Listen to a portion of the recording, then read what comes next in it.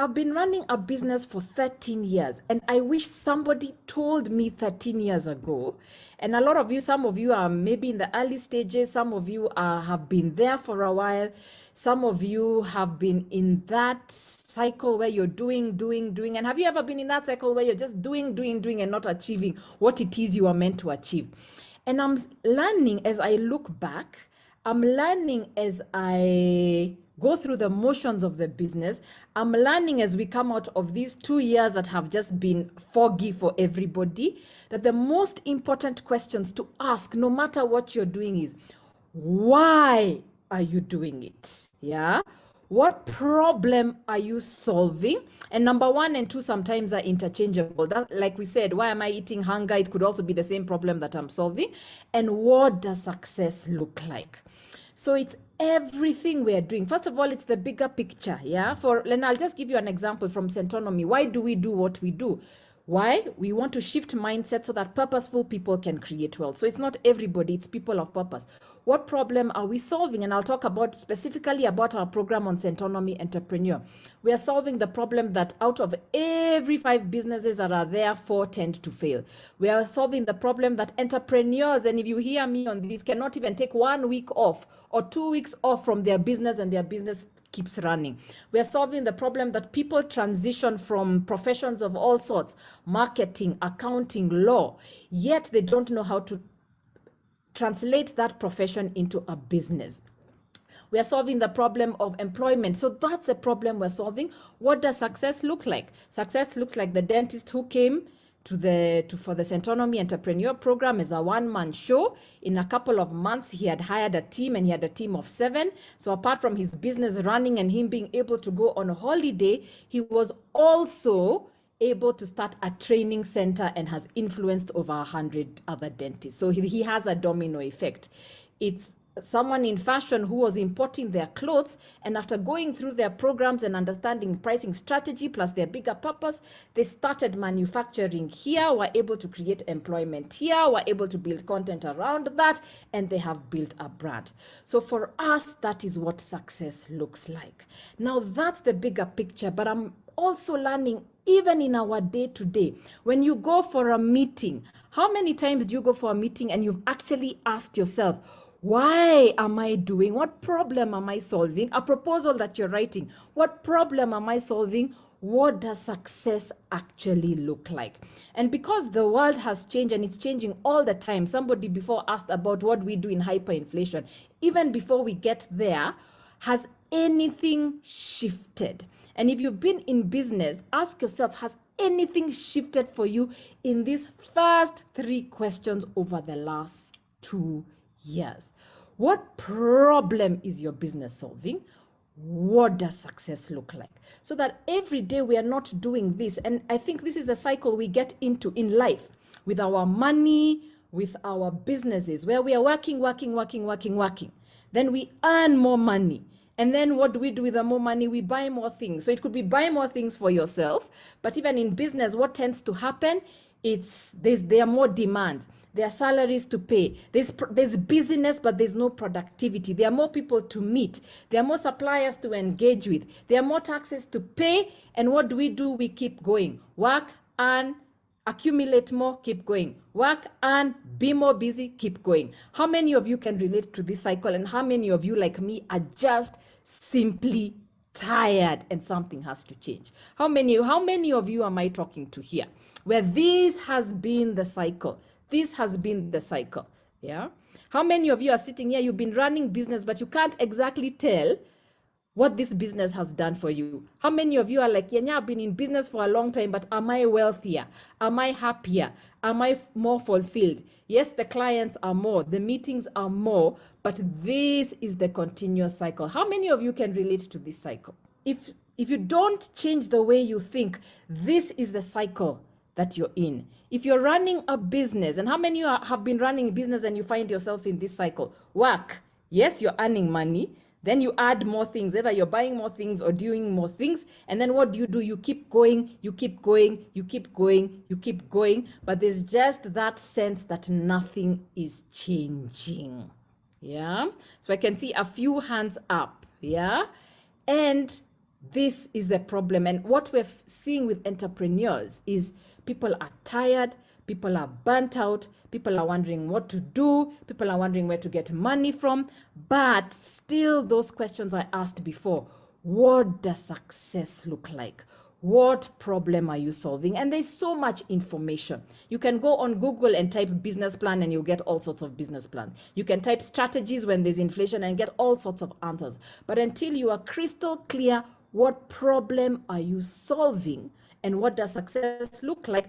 This is the rat race. Yeah, this is the rat race that you're going to find yourself in. So I want to go through a couple of things that we have to change our thinking around how we actually approach this. Now, I do sometimes tweet, I write articles, and one day I put up this tweet. Yeah. And it was because of pain. I put up this tweet in pain. And as you can see, I said the lesson I learned painfully this week: people who don't do what you do for a living often underestimate and undervalue what it takes to do what you do. How many of us are so tired of having to prove our value over and over and over again, have to negotiate on pricing over and over and over again? How many of us are facing that? Clients are trying to push you down over and over and over again. How many of you are taking less money over and over and over again? How many of you know you are good at what you do, you deliver a good product and service, but at the end of the day, it comes to this? And I have gone through a season where this seems to be my everyday job. And it's such a catch-22, because on one hand, my bank account is saying, please take whatever work you can get. But on the other side, I'm like, oh my goodness, 13 years has got to show for something.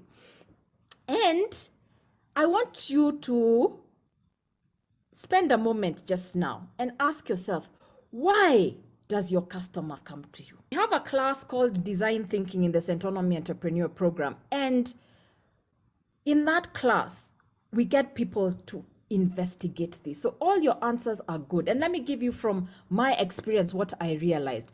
Are there other people who train on entrepreneurship? Absolutely. Are there other people who train on money? But when we investigated this, and design thinking, really, that's just a complex word too. Have you understood why your customer comes to you, and have you designed your business around that? Because many of us we fall into the trap. Remember that rat race I talked about of delivering products, delivering services, but we still don't know uniquely why they come to us. And sometimes we make decisions that are really not about delivering that experience that your client comes for.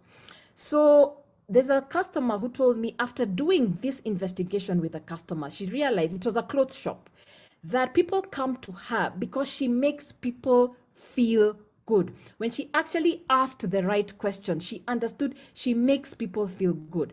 But before, she was just taking it for granted. She was hiring everybody, she was hiring anybody, and it was not about that. Once she understood that, it even changed the kind of people that she hires. It even changed how she designed her shop. So if you say you're one of those people who deliverables is it is your unique value proposition, then position that value, package that value, fight for that value, negotiate for that value. Because it is by understanding that value, you will now be able to understand, that is what I am pricing for.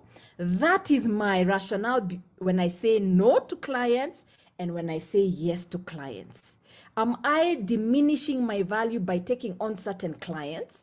And I think we're in that stage of where we have to start understanding your business is not for everybody. It is for that particular customer who understands that particular value.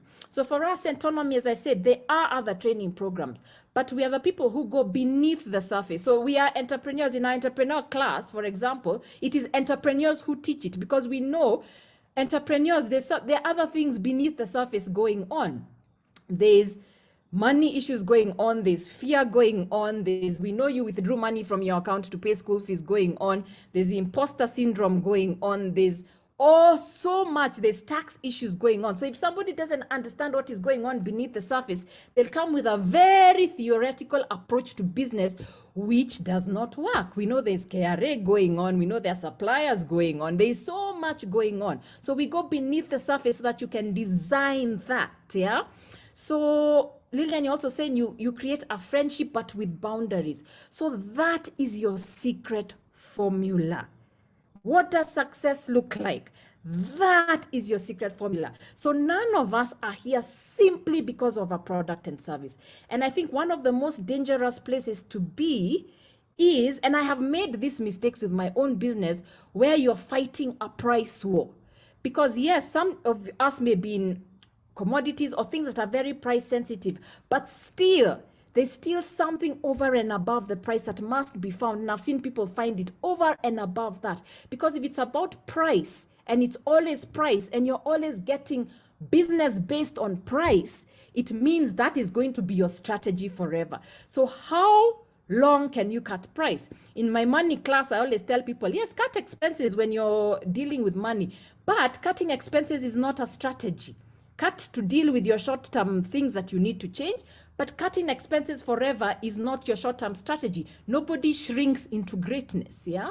So it's just understanding that's my value. So for me, when I understood it's beneath the surface, it impacted the kind of trainers we get. It impacted the kind of people I hire. It keeps me awake at night when I think we're just on the surface. It's like, I like deep sea diving. But I like deep sea diving because on the surface, everybody's there. They're swimming, they're on boats, etc. But under the sea, you see a whole different world. So what is your unique value? And don't underestimate it. And Lillian, I love what you said about creating friendship deliverables by Professor Esther. I love that because sometimes it is those subtle things. Am I talking to anybody here? Am I talking to anybody?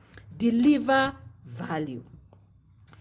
So next, so that's just understand, build value, know your value, position value, package value, negotiate on value. I'm learning even negotiation is part of the game, but if I'm going to do something at a discount, it must be because I have understood the value that I am still getting, not because my product or service is worth less. You can't go to a supermarket and come out with 2 kgs of sugar, yet only wanting to pay 1 kg of sugar, okay? Next is vision. And vision is very, very underestimated. On the screen, I've put up a book. I wrote a book called Making Sense. And it is a book about money, and it has stories about money, including myself. But this process taught me about vision. First of all, sometimes we have the vision, but we don't know it's a vision. So on 19th March 2009, as you can see there, I've even written Quiet Time, I wrote Write a Book. Exactly 10 years, because in March 2019, I published my first book. Currently my first and only book, yeah? And it's called Making Sense, and you can see already I was playing around with names. But when I have always thought vision, first of all, should be this whole Martin Luther King speech. I should constantly go and give the team of I have a dream, and they buy into the dream. And trust me, I have tried that many times, yeah? And it is that, but this taught me, when I finally wrote the book, I wrote the book and then I tore it apart. Because at first I was writing a book that was based on the kind of books I had read. And many times we are building a business or trying to build a business based on the businesses that we have seen. But I tore up that manuscript and rewrote the book. So the book is actually a storybook. So in it, people talk about all the way from how they grew up to how it has impacted their relationship with money, how they've gotten out of it, their stories around money and relationships, young people, and how they interact with money. So it's a storybook. It reads like a storybook. My 10-year-old child has actually read it. But it's those small things that are also vision. So vision is not only the big picture of the book. Vision was also understanding that the way I first wrote the book was not the book. I wanted to write it as a storybook. So vision is in that big goal that you have, but it is also in the story that you are creating every day. It is in the how as much as it's in the what. And on screen, you'll see I have two types of cultures I've put. Yeah. Prediction culture and what I'm calling, for lack of a better word, and creative culture. Now, what allows you to go on holiday is a combination of both. Both are important. I am more of a creative person. I like being free. I like ideas. I like all that, but the other side is needed, processes, systems. So in a prediction culture, and I came from the corporate environment, and the corporate environment was very prediction based. Yeah. It is managerial. You have managers who basically are telling you what to do, and your work is to be almost a robot and do as you have been told. It is about big planning, big strategies. It is saying things like, we are doing it because that is the way it has always been done. The cultures there were avoiding failure at all costs. It was competitive, you versus me versus everything else. Things were very knowable. People are going to walk through the door and buy shares. It was knowable. The company I worked for, they didn't really have to struggle with that. And it was really get the information, plan, and act. When we have all the information in front of us, that is when we act. And it is important for some things. For example, paying tax. There's no creativity around paying tax. You pay tax on a certain date. AYE is due on the 9th. That is due on the 20th. It is it's avoid failure at all costs. Yeah. So this is the system-based business.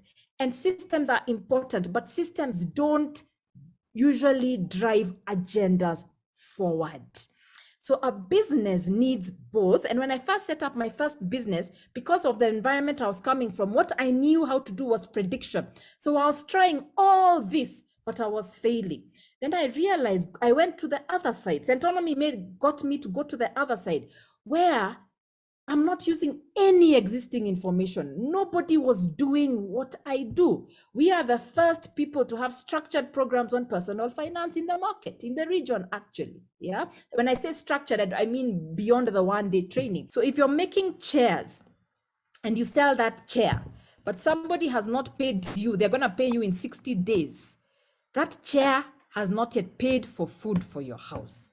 So what are your considerations for those 60 days? Have you priced in the chair in a way it takes into account that I'm only going to be paid in 60 days, and in the meantime I'm going to have to borrow money to pay for the supplies, to pay the fundi, to pay for the materials, etc. So cash is coming out, and this is a problem a lot of businesses have. Cash is coming out, yeah, but it is not coming in as fast. And if you evaluate your business, it's about saying, how do I start matching the two? If I'm getting paid in 60 days, has my fundi also agreed to be paid in 60 days? Can I pay for my materials in 60 days? Have I done that negotiation so that the cash balances out? If I'm making a call that I'm going to pay my fundis faster, what are the considerations? Yeah, I have an overdraft facility or something of the sort. So am I pricing for that chair in 60 days?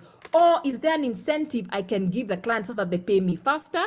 For some kind of work, do I need to ask for a deposit for my business so that the cash balances? So as I said, these are bigger conversations, but I just want you to, if you start monitoring how much cash is coming out, it doesn't become cash until it's money in the bank.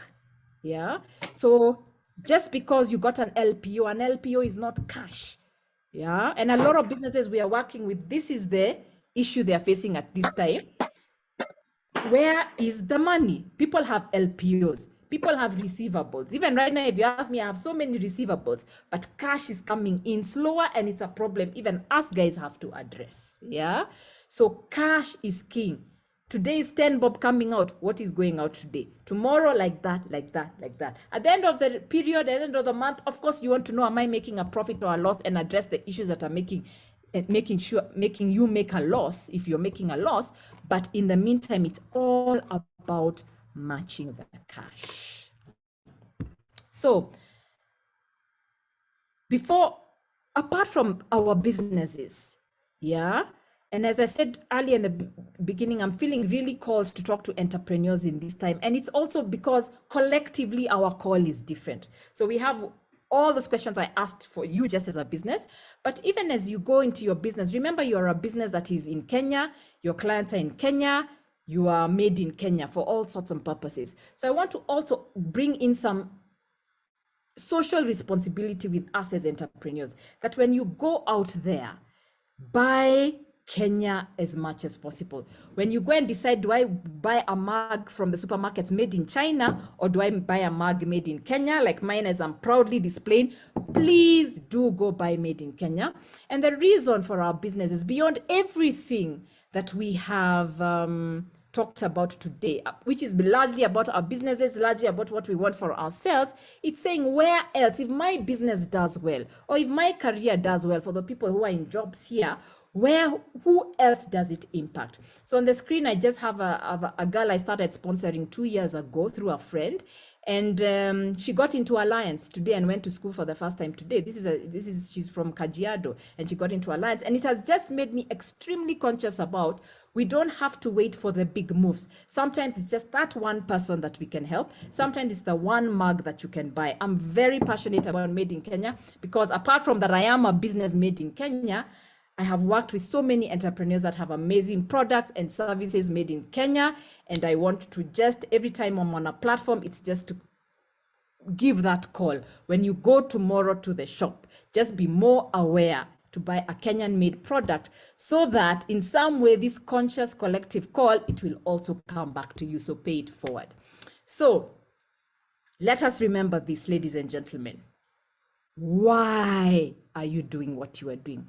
This is from the bigger mission purpose of your business to even the small detail.